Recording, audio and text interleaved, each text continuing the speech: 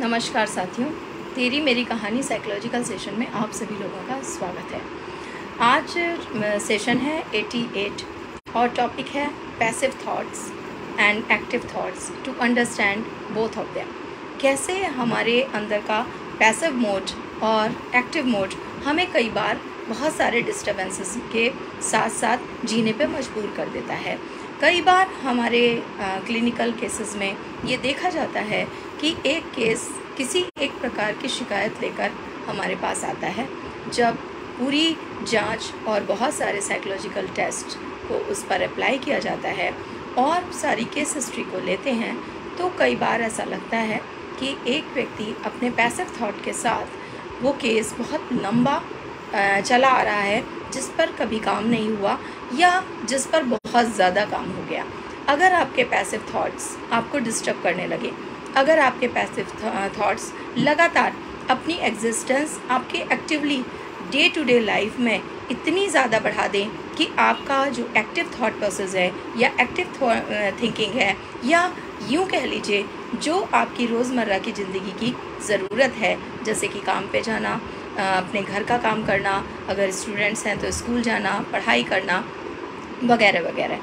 बहुत सारे केसेस में ऐसा पाया गया है कि व्यक्ति बहुत लंबे समय से अपने एक्टिव थिंकिंग या अपनी एक्टिव लाइफ को छोड़ता चला जा रहा होता है। कई बार कई लोग ये शिकायत करते हैं उनका मरने का मन करता है। कई बार कुछ ऐसे भी केसेस आते हैं जिस पे वो कहते हैं हम कुछ अपना काम करना चाहते हैं, हम कोई बिज़नेस करना चाहते हैं। कई बार वो इस तरीके की चीज़ों को कोट करते हैं कि हमारा मन करता है हम सब कुछ छोड़कर कहीं भाग जाएं। कई बार लोग कहते हैं हम स्पेसिफिक व्यक्ति या स्पेसिफिक अपनी रिस्पॉन्सिबिलिटी से दूर जाना चाहते हैं, हम सब कुछ छोड़ देना चाहते हैं, हम किसी एक पर्टिकुलर सिचुएशन में किसी एक स्पेसिफिक व्यक्ति के साथ रहना ही नहीं चाहते, हम अपनी लाइफ को कंटिन्यू नहीं करना चाहते, हम मरना चाहते हैं। ये तो वो व्यक्ति कहता है कि मेरे जो थॉट हैं और जो मेरे विचार हैं वो मरने के हैं, भाग जाने के हैं, या काम करने के हैं, या कोई भी ऐसे और भी सारी चीज़ें जो उसे दिन रात सोने नहीं देती, परेशान नहीं करती रहती है।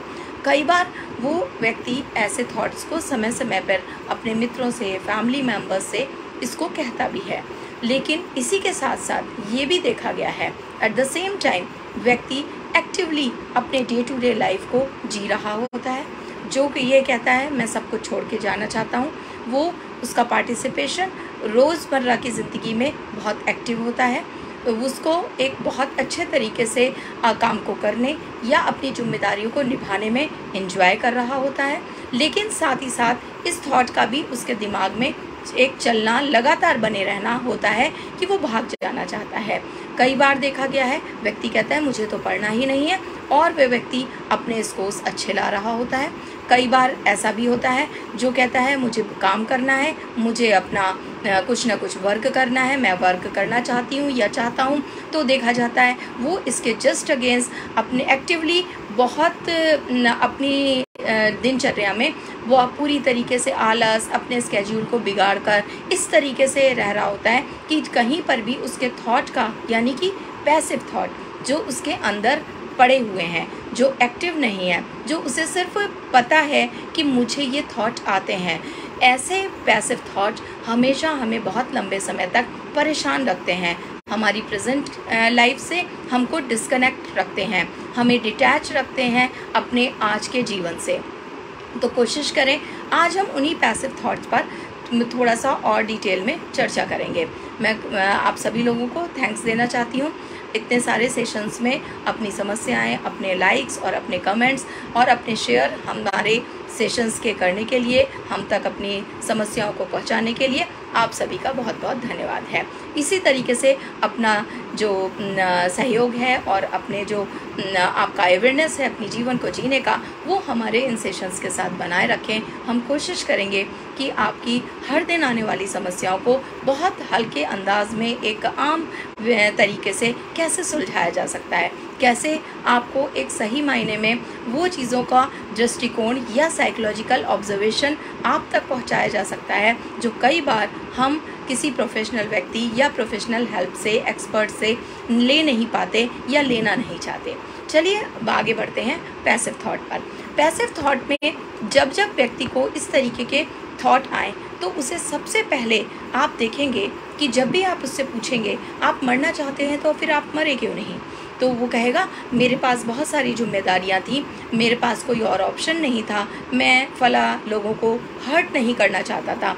अगर आप किसी से पूछेंगे आप तो काम करना चाहते थे तो आपने किया क्यों नहीं, वो अपनी हेल्थ प्रॉब्लम्स को इंडिकेट करने लगेगा, वो अपनी रिस्पॉन्सिबिलिटी को आपको बताने लगेगा कि मेरे पास इतनी रिस्पॉन्सिबिलिटीज़ हैं इसलिए मैं कोई काम नहीं कर पाया। उसके साथ साथ अगर आप व्यक्ति से पूछेंगे आपका भागने का मन था फिर आप क्यों नहीं भागे, इसी तरीके के वो आंसर आपको देगा जिसमें वो कभी भी ये नहीं बताएगा उसने एक्टिवली भागने के लिए किसी और कार्य को करने के लिए कभी प्रयास किया। हाँ, इसमें जब व्यक्ति का मन करता है मरने का या वो जीना नहीं चाहता, अक्सर देखा गया है कि वो कहीं ना कहीं छोटे मोटे कुछ अटैम्प्ट्स कर रहा होता है, कई बार जिसमें कि कुछ पिल्स का इंटेक करना और अपने नर्व्स को कट करना।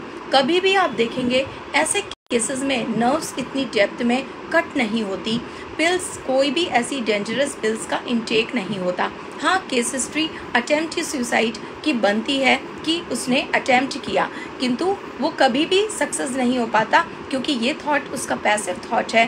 फाइनली वो शॉपिंग कर रहा होता है, घूम रहा होता है, खुलकर जी रहा होता है, एक्टिवली पार्टिसिपेट कर रहा होता है अपने रोज़मर्रा के जीवन में।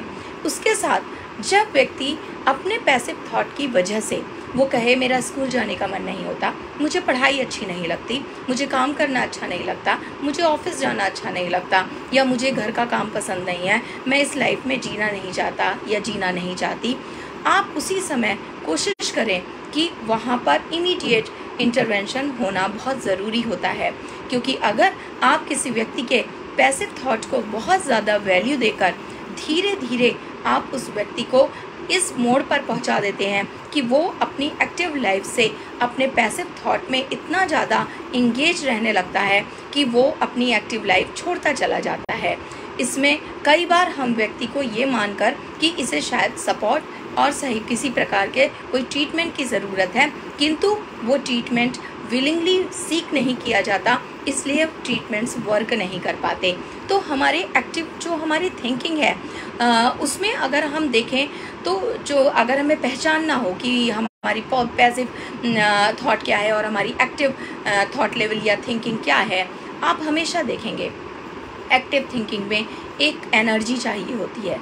एक्टिव थिंकिंग में हमें आइडियाज़ आते हैं, हम एक्टिव थिंकिंग में कुछ भी अगर सोचते हैं उससे एग्जीक्यूशन की तरफ बढ़ जाते हैं, उसमें हमें थकान आती है, हम कुछ काम करते हैं, हम थक रहे होते हैं, हमें लग रहा होता है कि सफिशेंट एक एनफ एनर्जी और एक एनफ जो एक लेवल ऑफ थॉट प्रोसेस हमें किसी भी कार्य को करने में देना है वो हम दे रहे होते हैं, चाहे वो ऑफिस का काम हो या खाना बनाना, वो चाहे असाइनमेंट हो या किसी फंक्शन पार्टी में जाना। हमारा वो एक्टिव पार्टिसिपेशन जिसमें हम थक रहे हैं, एनर्जी की ज़रूरत है, कुछ कर रहे हैं, that is the active thinking. आप समझ लेते हैं कि हमारी वो पैसिव थिंकिंग क्या है या वो पैसिव थॉट्स क्या हैं, उन्हें हम कैसे पहचानें। सबसे पहले थिंकिंग का नाम ही यही है जिसमें हम एक्टिव हैं। थॉट कैसा भी हो सकता है, अनएक्टिव और एक्टिव, लेकिन थिंकिंग हमेशा एक्टिव होती है। थिंकिंग हमेशा ट्रुथ और रियलिटी के नज़दीक होती है, उसी को हम मानते हैं कि यही हमारा एक्टिव थॉट है, यही हमारा एक्टिव विलिंगनेस है जो हम करना चाहते हैं। अपार्ट फ्रॉम दैट, अगर व्यक्ति पैसिव थिंकिंग में होता है या पैसिव थॉट प्रोसेस में होता है, वो लेटा रहता है, वो लो एनर्जी फील करता है। अक्सर ये देखा जाता है कि व्यक्ति एक एसोसिएटेड होता है अपने पास्ट की लाइफ से, उसने कहीं ना कहीं कुछ नॉवेल्स, कोई मूवी या किसी अपने पास्ट किसी भी स्टोरी से, केस स्टडी से करी है या स्टडी हिस्ट्री से वो कहीं ना कहीं कोरिलेट करता है। कई बार पैसिव थॉट को हम एसोसिएटिव थिंकिंग भी कहते हैं, क्योंकि वो हमारे पास्ट एक्सपीरियंस या पास्ट जो भी उसके अपने थॉट प्रोसेस रहे हैं उससे वो एसोसिएटेड होते हैं। उसमें कई बार व्यक्ति बहुत डल प्रोफाइल में रहता है, कुछ कर नहीं रहा होता, सोच रहा होता है, लेकिन उसमें उसका कोई एक्टिव पार्टिसिपेशन नहीं होता। वो अगर सोच रहा है मुझे काम करना है तो वो काम करने की तरफ अपना कभी रिज्यूम प्लान नहीं कर रहा होता। अगर उसे लगता है मुझे काम नहीं करना तो वो उस तरफ भी कोई काम नहीं कर रहा होता है कि कहीं और किसी कंपनी में इंटरव्यू दे या अपना कहीं और पर रेजिग्नेशन पर आगे बढ़े। वो ऐसा कुछ भी नहीं करता, सिर्फ कहता रहता है। अगर किसी को भाग जाने का या चले जाने का, छोड़ जाने का मन है तो वो छोड़ता नहीं है। सालों दर साल वो इस थॉट को सिर्फ रटता रहता है, बार बार रटता रहता है। मेरा जीने का मन नहीं है, मैं मरना चाहती हूँ या मरना चाहता हूँ, मेरा भाग जाने का मन है, मैं सब छोड़ देना चाहती हूँ। लेकिन वो कभी ऐसा कुछ भी नहीं करता। आप हमेशा पहचान जाइए, जो थॉट कुछ करवा नहीं रहा, कुछ कर नहीं रहा, वही आपका पैसिव थॉट है। उस पैसिव थॉट को हम एसोसिएटेड या डेड थॉट भी मान के चल सकते हैं। उसमें इतनी ताकत नहीं होती कि वो आपको कुछ ऐसा करने पर मजबूर करे। लेकिन अगर आप इसे मैच्योर करते हैं, इसमें वक्त बिताते हैं, 1 साल 2 साल से ज़्यादा ऐसे थॉट के साथ रहते हैं, तो ये आपके रिएक्शंस और आपके सिम्टम्स में ज़रूर दिखाई देने लगता है। तो आइए जानते हैं कि ऐसे पैसिव थॉट्स के साथ जब आप समय बिताते हैं तो आपके कौन से ऐसे रिएक्शंस और कौन से ऐसे सिम्टम्स आपको दिखाई देने लगते हैं, या दूसरे आपके जो भी साथ रहता है वो उसको एक्नॉलेज करने लगता है। सबसे पहले है वीकनेस, फिजिकल इलनेस, आपका दुखी रहना और आपका खुशी को महसूस नहीं कर पाना, आपका लो एनर्जी प्रोफाइल में रहना, मैक्सिमम अपने आप को लेटा रखना या अपने आप को एक कमरे में बंद कर लेना, जिससे अक्सर व्यक्ति अपना कंफर्ट जोन भी मान रहा होता है। इसके साथ इंट्रोवर्जन, वो अपनी चीज़ें किसी के साथ शेयर नहीं कर रहा होता है। ओवर थिंकिंग, और वो कहीं ना कहीं अपने थॉट प्रोसेस में एंजॉय कर रहा होता है, दूसरों को सिर्फ ये बताकर कि वो परेशान है, दुखी है। इसके साथ साथ वो मैनी टाइम्स अटेंशन सीख भी कर रहा होता है। वो दूसरों का अटेंशन अपनी तरफ लेता है सिर्फ मात्र इसलिए कि उसको एक आराम की वो वाली लाइफ मिलती रहे जिसमें वो आराम से लेटना या एक्टिवली कुछ भी नहीं करना चाहता। उसका रिफ्यूज़ल डे बाय डे हर काम के लिए बढ़ता जा रहा होता है। वो जल्दी से मानता नहीं है, कॉन्फिडेंस लो होता है, डिपेंडेंसी बढ़ती जाती है। कई बार लॉजिकल आर्ग्यूमेंट्स वो इतनी शार्पली कर रहा होता है तो लोग उसे इंटेलिजेंट मान के इस इल्यूज़न में कई बार रहते हैं कि वो कोई मानसिक बीमार नहीं है, उसे कोई भी साइकोलॉजिकल डिसऑर्डर्स नहीं है। और इसी सालों साल में वो सोचते हैं ठीक हो जाएगा, ठीक हो जाएगा, किंतु ये पैसिव थॉट के साथ उसका ज़िंदगी बिताना ये डे बाय डे उसे एक रिस्क की तरफ धकेल रहा होता है। इसके साथ साथ कई बार वो ओवर टॉकेटिव हो जाता है। वो अपनी प्रॉब्लम्स पे ज़्यादा बात नहीं करना चाहता, वो अपने आप को कंफर्मेशन नहीं दे पाता क्योंकि वो उसका कॉन्फिडेंस लो हो चुका होता है। सोशल विड्रॉल के सिम्टम्स अक्सर मिल जाते हैं। मूड स्विंग्स, कभी वो खुश होता है, आज शॉपिंग करता है तो कल डल रहता है। कल हर दिन अपनी फिजिकल इलनेस के सहारे वो अपने आप को बंद रखना, विड्रॉल रखना डे बाय डे अपनी प्रैक्टिस में कर रहा होता है।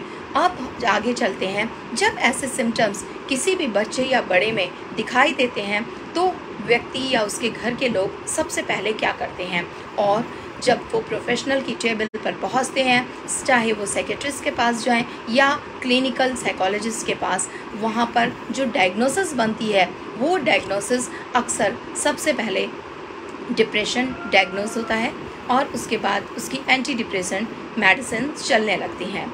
साइकोसोमेटिक डिसऑर्डर अगर होता है तो उसकी एंजाइटी पिल्स को स्टार्ट कर दिया जाता है along with the anti depressant. उसके साथ उसकी कुछ ऐसी इलनेस जिसमें एंजाइटी, पैनिक अटैक, OCD ये भी फाइंड आउट होने लगते हैं, क्योंकि कई बार ऐसे बिहेवियर भी ऑब्जर्व किए गए हैं जिसमें वो पैटर्न बिहेवियर को ज़्यादा वैल्यू दे रहा होता है या उसके अंदर किसी तरीके का फियर या फोबिया आता है, जिसकी वजह से वो कोई ना कोई कंपल्सिव बिहेवियर, हैंड वॉशिंग या कोई और चेकिंग से रिलेटेड बार बार कोई स्पेसिफिक मूवमेंट्स को करना, काउंटिंग्स को करना, ये भी कर रहा होता है। तो वहाँ पर उसे OCD obsessive compulsive disorder diagnose हो जाता है। इसके साथ ही कई बार अक्सर देखा गया है अगर वो न्यूरोटिक डिप्रेशन यानी कि न्यूरोटिक हमारी साइकोटिक इलनेस में अगर नहीं आता है, मैनी टाइम्स अगर कोई बहुत जेनेटिक भी इश्यूज़ हमें दिखते हैं कि जेनेटिकली उसकी फैमिली में किसी भी तरीके की साइकेट्रिक इलनेस मिली है, तो वो व्यक्ति adjustment disorder, personality disorder, bipolar disorder, mania, schizophrenia ऐसी भी बीमारियों से ग्रस्त हो जाता है। कई बार दवाइयाँ कुछ समय के लिए चलती हैं, फिर बंद हो जाती हैं, व्यक्ति सही हो जाता है। कई बार मेडिसिन जीवन पर्यंत चलती है और वो अपने आप को एक लेवल करके कि वो एक मानसिक रोगी है या बीमार है, वो इस तरीके से एक लेवल के साथ इस ज़िंदगी को जीता है। ये आसान नहीं होता, ये बहुत कठिन होता है उस व्यक्ति के लिए जिसकी शुरुआत मात्र इस बात से हुई है कि वो एक प्रकार के पैसिव थॉट अपने ब्रेन में रखता था, लेकिन कितने समय रखे और उस बीच में इंटरवेंशंस हुई या नहीं हुई। अब यहाँ पर जो प्रैक्टिकल अप्रोच होती है साइकियाट्रिस्ट की और साइकोलॉजिस्ट की, वो जो होती है उसे भी हमें समझ लेना बहुत ज़रूरी है। जब डायग्नोसिस साइकेट्रिकल इलनेस आइदर न्यूरोटिक और साइकोटिक किसी भी तरफ होती है, मेडिसिन चलना ज़रूरी है। मेडिसिन कुछ कई बार न्यूरोटिक इलनेस होने पे 3 महीने से 6 महीने तक चलती है, लेकिन उसके साथ साथ व्यक्ति को किसी भी क्लिनिकल साइकोलॉजिस्ट या रिहैबिलिटेशन साइकोलॉजिस्ट के पास जाकर अपने आप को थेरेपीज से कनेक्ट करना पड़ता है। कई बार हमारे यहाँ डायरेक्ट इसे काउंसलिंग का पार्ट दे दिया जाता है। यहाँ पर हमें इस मिस इंटरप्रिटेशन से बाहर निकलना होगा। ऐसे किसी भी केसेस में काउंसलिंग नहीं, साइकोथेरेपी सबसे पहले एग्जीक्यूट की जाती है। उसके बाद कॉग्निटिव बिहेवियर थेरेपी को अप्लाई किया जाता है, जिसमें काउंसलिंग बहुत बाद का पार्ट आता है। फैमिली काउंसलिंग रिक्वायर्ड होती है, बट सपोर्टिव काउंसलिंग रिक्वायर्ड होती है, बट डायरेक्ट केस को काउंसलिंग नहीं की जाती। उसके साथ साथ साइकोथेरेपी और CBT यानी कि कॉग्निटिव बिहेवियर थेरेपी, उसको जब हम देते हैं तो सबसे ज़्यादा जो एक इशू है जो लिमिट करता है हमें कि वहाँ पर एक्सपेक्टेशन का जो प्रेशर है वो एक्सपर्ट्स के पास या प्रोफेशनल्स के पास आता है। कई बार व्यक्ति ने अगर नौकरी छोड़ दी है तो फैमिली प्रेशर बिल्डअप करती है, नौकरी जाना कब शुरू करेगा। अगर व्यक्ति बाहर चला जा रहा है, कहीं भाग जा रहा है, कहीं अकेला रहता है, कमरे में बंद रखता है, तो प्रेशर आता है कमरे से बाहर कब आएगा। अगर कोई व्यक्ति स्कूल अपने विड्रॉ करता है तो ये कब अपने स्कूल जाना कंटिन्यू करेगा। अगर कोई व्यक्ति अपनी रिलेशन या फिर अपनी पर्सनल लाइफ से विड्रॉ कर चुका होता है या नहीं कंटिन्यू करता, डिटैचमेंट दिखाता है अपने बच्चे से, अपनी फैमिली से, अगेन प्रेशर बिल्डअप होता है कि ये कब अपनी फैमिली में कनेक्ट होगा या होगी। तो यहाँ से प्रोफेशनल की टेबल पर पहले ही जो फैमिली मेम्बर्स हैं या जो केयर टेकर्स हैं उनका अनसीन प्रेशर बिल्डअप हो जाता है। अक्सर थेरेपिस्ट और साइकियाट्रिस्ट फ्रीली वर्क नहीं कर पाते। साइकियाट्रिस्ट का वर्क इसमें सिम्टोमेटिक मेडिसिन का से स्टार्ट होता है, क्योंकि इसमें ये इमीडिएट नहीं कहा जा सकता कि लॉन्ग टर्म में एक कोई कंप्लीट डिसऑर्डर बन रहा है। First of all symptomatic treatments यानी कि मेडिकेशन देने के साथ साथ साइकोलॉजिस्ट के साथ साइकोथेरेपी पर पूरा एक प्रोग्राम डाला जाता है। साइकोथेरेपी का कोई लिमिट नहीं होता। जब तक व्यक्ति अपने उस पैसिव थॉट से बाहर नहीं निकल रहा, वो निकलना चाह रहा है या नहीं चाह रहा है, ये यहाँ पर इतना मैटर नहीं करता, किंतु साइकोथेरेपी का कंटिन्यू होते रहना ये बहुत मैटर करता है। किंतु अक्सर ही केसेस इसी बीच में ड्रॉप हो जाते हैं। केसेस ड्रॉप होने की वजह से वो छूट जाते हैं और फिर वो कुछ समय बाद एक नई समस्या के साथ आते हैं। कभी भी साइकोथेरेपी के 10 सेशन नहीं चले, ये मेरी क्लिनिकल प्रैक्टिसेस में मुझे कई बार ये एग्जाम्पल मिलते हैं जो मेरे पर्सनल एग्जाम्पल हैं। हम जब भी साइकोथेरेपी पर काम करने बैठते हैं तो अक्सर बीच में इंटरप्शंस आ जाते हैं। इसकी वजह से व्यक्ति उस सही ट्रीटमेंट को सीख नहीं कर पाता, जिससे की वजह से वो यहाँ तक पहुँचा है या इस तरीके के साइकोटिक डिप्रेशन या न्यूरोटिक डिप्रेशन का वो पार्ट बन गया है। हम सीधे सभी चीज़ों को, जहाँ व्यक्ति मन नहीं लगा रहा, सबको डिप्रेशन से जोड़ देते हैं।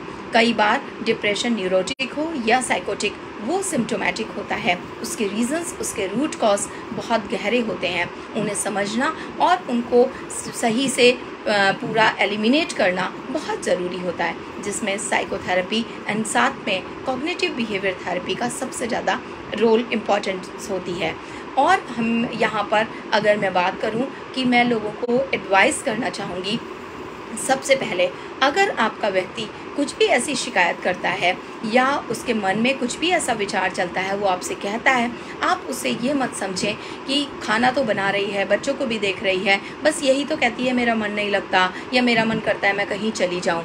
हम इसे सालों दर साल इसी कंडीशन में उस व्यक्ति को खींच रहे होते हैं। कोशिश करें उसको इमीडिएट साइकोलॉजिस्ट के साथ उसका इंट्रोडक्शन करवाने के बाद उसको साइकोथेरेपी में या जो भी उनका साइकोलॉजिस्ट उसे गाइड करता है वहाँ पर लगातार एक कनेक्शन और कंटिन्यू उसकी थेरेपीज़ और उसके सेशंस को चलने दिया जाए। कई बार साइकोथेरेपी सालों साल चलती है। साइकोथेरेपी में अगर आप सर्च करेंगे तो आपको मिलेगा वो 1 साल से लेकर 5 साल 7 साल कितने भी साल चल सकती है। एसोसिएटेड थिंकिंग का जितना गहराई से नाता है, वहाँ पर कई बार ब्लेम, कंप्लेन बहुत कुछ होता है, जिसकी वजह से एक थॉट बना होता है कि जीने से क्या होगा, मर जाना अच्छा है, काम करने से क्या होगा, पैसा कमा कर क्या होगा, वगैरह वगैरह। इस तरीके के जो भी फिलोसफिकल थॉट्स आते हैं, हम उनको मिस इंटरप्रेट करके देर कर देते हैं। तो हमें ज़रूरत है देर नहीं करने की, समय से सही गाइडेंस को फॉलो करने की। और इसी के साथ साथ एक और इम्पॉर्टेंट जो मैसेज है मैं आप सबको देना चाहूँगी आज के इस सेशन के थ्रू, कि आप ये समझ के रखें, हम सबके अंदर एक मन और हम सबके अंदर एक दिमाग एक्टिवली अपना रोल प्ले करता है। हमारे मन में उठने वाले हर थॉट और हमारे ब्रेन से आने वाले हर विचार या हर आइडिया ज़रूरी नहीं है कि वो सही हो। हमें उसको एक्नॉलेज करना और एक्नॉलेज करने के बाद अगर वो बिल्कुल आपको लगता है उस पर काम किया जा सकता है, तो वो एक्टिव थॉट में कन्वर्ट हो जाएगा। अगर आपको लगता है ये थॉट से बार बार आपको नॉक करता है या खटखटाता है और अपनी प्रेजेंस बताता है, आपको इमीडिएट अपने साइकोलॉजिस्ट के साथ कांटेक्ट करना है, कंसल्ट करना है कि आप उसे कैसे इसे पैसिव थॉट को या अपने ब्रेन से, मन से आने वाले उन विचारों को कैसे जाने दें। कई बार लोग इसमें शॉपिंग कर रहे होते हैं, घूम रहे होते हैं, आउटिंग कर रहे होते हैं, वो कहते हैं डाइवर्ट होने से चीज़ें सही हो जाएंगी। डाइवर्ट होना एक छोटा सा पार्ट हो सकता है, लेकिन उसके साथ भी और भी बहुत कुछ करना होगा। सिर्फ शॉपिंग करके, घूम कर, आउटिंग करके, जैसा कि अक्सर प्रोफेशनल्स की टेबल पर ऐसे सजेशंस, ऐसे हल्के सजेशंस दे दिए जाते हैं, वो कभी भी मेन एलिमिनेशन का पार्ट नहीं हो सकते। तो आप किसी भी ऐसे होने वाले सजेशन करने वाले सप्रेशन, डाइवर्जन से बचें और सही प्लेटफॉर्म पर अपने ट्रीटमेंट को ज़रूर लें। हम सभी को कभी भी लाइफ में किसी भी साइकोलॉजिस्ट की ज़रूरत पड़ सकती है। हमें कभी भी किसी साइकेट्रिकल मेडिसिन को इनटेक करने की ज़रूरत पड़ सकती है। उसका वेलकम करें। कभी भी आपके दांत में दर्द हो सकता है, कभी भी आपके हड्डी टूट सकती है, कभी भी आपके बॉडी में कोई भी इलनेस हो सकती है, कोई इन्फेक्शन हो सकता है। हम सभी के लिए तैयार हैं मेडिसिन लेने के लिए, ट्रीटमेंट लेने के लिए। तो आपके सिर्फ मन के और मस्तिष्क के जो विचार हैं उनके लिए क्यों नहीं, वो भी आप ही के शरीर का हिस्सा है। तो आप स्वागत करें अपने अंदर और अपने शरीर में होने वाले हर उस चीज़ को आप ट्रीटमेंट लेंगे और सही व्यक्ति से ट्रीटमेंट लेंगे। तो इसी के साथ आज का सेशन यहीं समाप्त करती हूँ। फिर एक नए सेशन के साथ आप सबके से फिर हम मिलेंगे अगले हफ्ते। एक नया टॉपिक होगा जो तेरी मेरी कहानी हम सब का हिस्सा होगा। तेरी मेरी कहानी साइकोलॉजिकल सेशंस के हेल्पलाइन नंबर 9411731750 में कांटेक्ट करते रहिए। हमारे आज के सेशन को अधिक से अधिक शेयर करिए। आप अपने कमेंट्स, अपने लाइक हम तक पहुंचाते रहिए। इसी के साथ आपसे विदा लेती हूँ। नमस्कार, धन्यवाद।